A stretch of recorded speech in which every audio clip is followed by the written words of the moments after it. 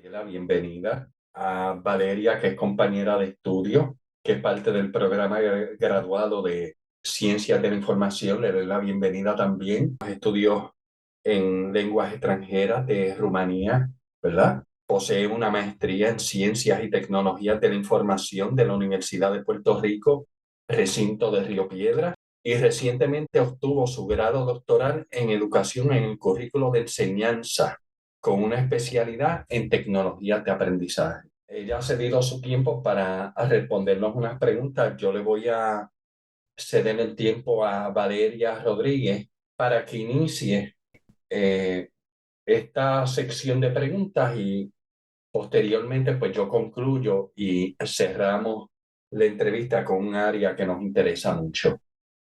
Pues adelante, Valeria. Saludos, doctora.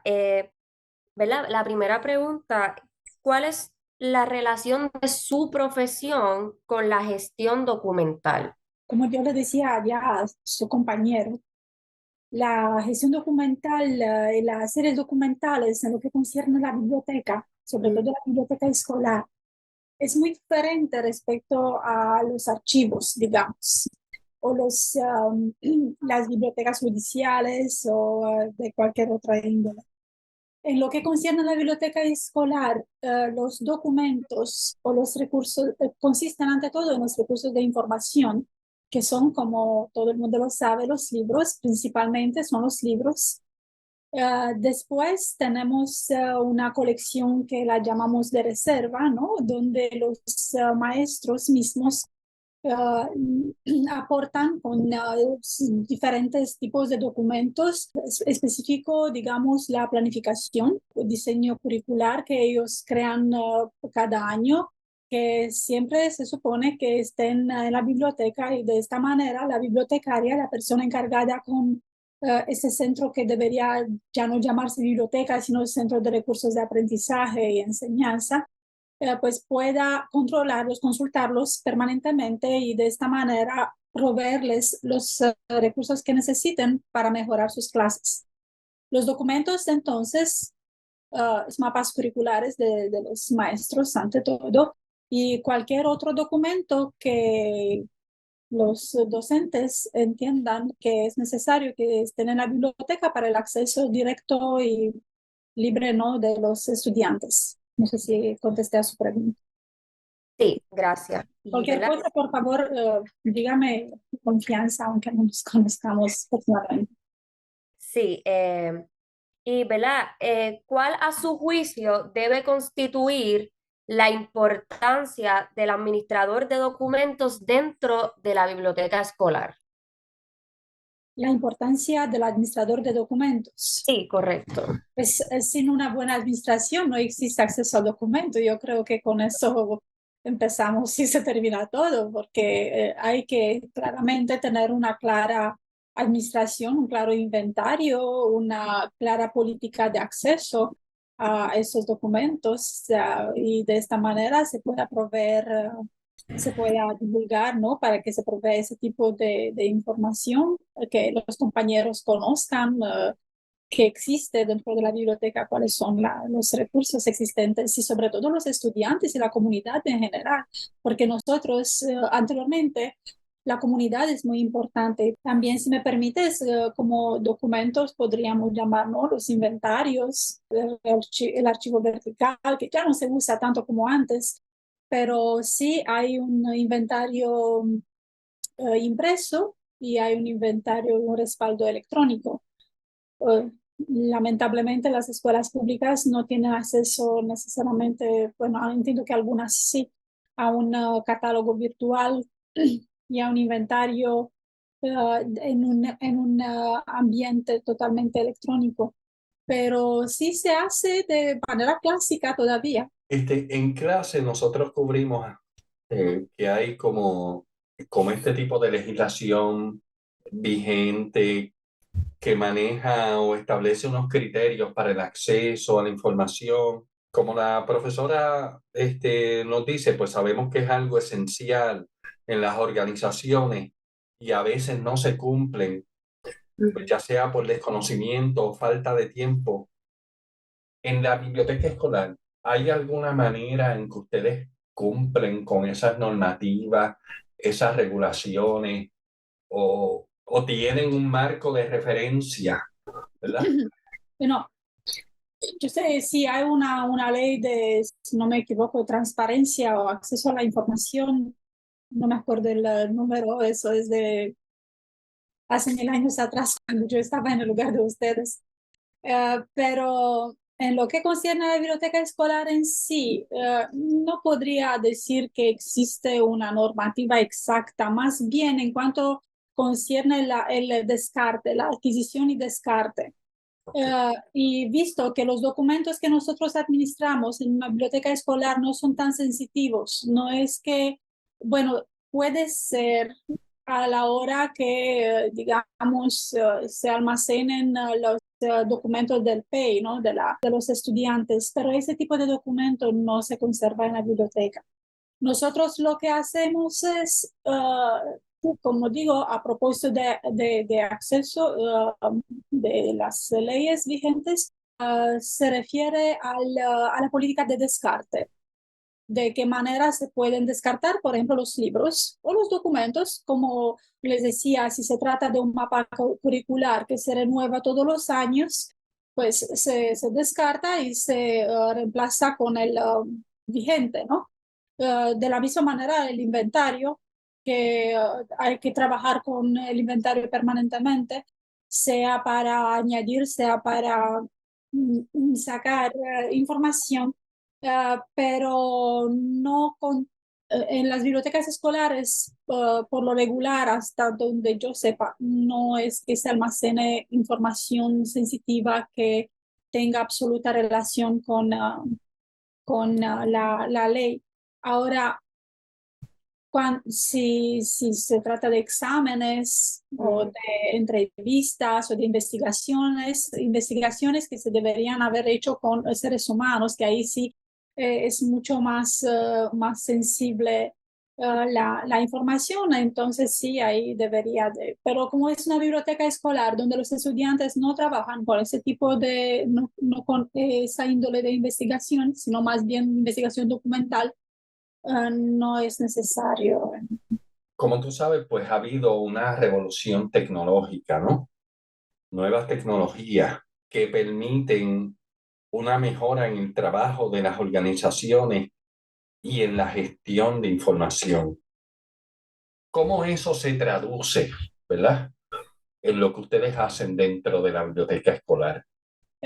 Pues sí, claro, absolutamente la tecnología incide grandemente en una biblioteca escolar. Quizá no tanto cuanto debería, es que el departamento dé más espacio a este capítulo. Pero empezando con los recursos de información, hoy día hay bases de datos especializadas en un sinnúmero de asignaturas donde los estudiantes podrían hacer unas investigaciones extraordinarias sin el permanente control de la información. Aunque eso es muy importante para mí, lo que más me motiva en mi profesión, si quieres, en los talleres que yo les estoy ofreciendo a mis estudiantes, es hablarles de la evaluación de la información, de la recuperación, pero también de la evaluación de la información, porque hay que saber acceder a la información electrónica, pero también y sobre todo, yo creo, en nuestros tiempos, hay que saber discernir de la información que verdaderamente es valiosa, creíble o no. Las instituciones con más recursos, como los colegios privados, tienen esas bases de datos maravillosas. Sin embargo, se puede también, aunque no tengamos muchos recursos financieros, presentarles a los estudiantes las bases de datos de acceso abierto, y hay muchas. Uno de mis talleres que veo con mucho cariño también es precisamente de las bases de datos, de acceso a la información a las bases de datos, y les presento las bases de datos de las universidades, que yo todavía puedo acceder a alguna, no se lo diga a nadie, para ellos saber a la hora de convertirse en estudiantes universitarios, pero también las bases de datos de acceso abierto, con bibliotecas virtuales maravillosas que existen en el mundo entero. Ellos pueden leer en sus dispositivos electrónicos, sean celulares, sean desktops, el tipo de tecnología que poseen. Absolutamente, la tecnología es esencial en nuestros días. Sin embargo, no es una panacea y vamos a estar claros, no es que si vamos a tener las bases de datos, ya el asunto de la evaluación de la información está resuelto, o del aprendizaje sobre todo, que hay muchos factores. Valeria, ¿te gustaría agregar algo, preguntar algo en adición? Sí, yo al inicio usted mencionó sobre algo sobre el archivo vertical que ya no se usan, ¿verdad? No sé si lo tienen o si tienen uno, y si lo tienen, ¿qué documentos mayormente archivan en ese archivo vertical? Eran sobre todo cortes de periódicos, artículos seleccionados bajo ciertos criterios, digamos por tema, digamos por lengua, si son en inglés, porque depende, ¿no? Se pueden registrar los recursos dependiendo de varios criterios. Puede ser por la lengua de producción, puede ser por el soporte, puede ser por el tema y así. Los archivos verticales han ido desapareciendo de la misma manera que han ido desapareciendo los periódicos impresos. Ese tipo de archivo era útil antes, sí, y puede ser todavía de la misma manera que los libros se han constituido en un recurso extraordinario cuando nos quedamos sin electricidad, ni hablar de una conexión de Internet. Pero ya no tienen, hablando de los archivos verticales, ya no tienen el mismo valor, al igual que las tarjetas, los ¿sabes? Ya hay catálogos. Sí, los Pero los fotógrafos. tengo todavía, los tengo en la biblioteca. Esos son los muchachos me preguntan qué son esos, a qué se dedican. Digo, que no, sé Google de antes. Exacto, sí, sí. Esa era la preguntita, ¿verdad? Que tenía. No tengo más ninguna. No sé si José tenga algo más que preguntar. Pues Gabriela, te Bueno, agradezco infinitamente y te agradezco de verdad el tiempo. Gracias, gracias. Muy ya, amable. mucho éxito. Ahora yo voy a coger lo que grabamos Sí, y entonces lo voy a depurar, sí, ¿sabes? Y antes de yo llevarlo a YouTube, lo vemos claro, me parece perfecto. para que tú y yo estemos de acuerdo con lo que vamos a presentar. ¿Tú Yo sabes? creo que antes de empezar el escrito, pues yo puedo empezar lo que no necesito del video, que es pues quién es ella, qué es lo que nosotros vamos a hacer. Y luego, una vez yo vea el video, pues ahí voy rescatando unos puntos importantes. Yo añadí lo del archivo, me tomé el atrevimiento de añadir sobre el No, archivo eso estuvo muy vertical, bien. Eso estuvo muy bien. porque el archivo vertical, yo trabajé también con un archivo y yo reconozco que ya eso está obsoleto.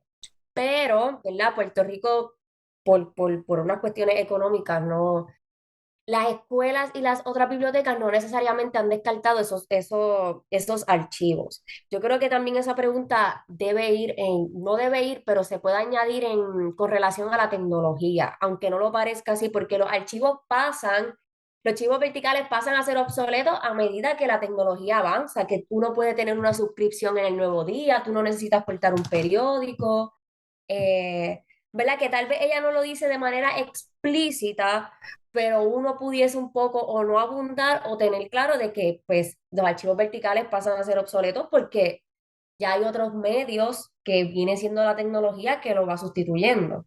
Un poco como que en ese aspecto. Y un poco en los criterios, apunté también en los criterios que ella utiliza para ver qué guarda en ese archivo vertical, que entre ellos es pues lenguas, no sé a qué se refería, pero creo que es que tengo que ver otra vez el video o, ¿verdad? No sé si usted pueda rescatarlo. Tipo de soporte o distintos temas. Cortes, y puse como cortes de periódico. Pero un poco pues lo añadí por eso, para un poco tener más esa sustancia ¿verdad?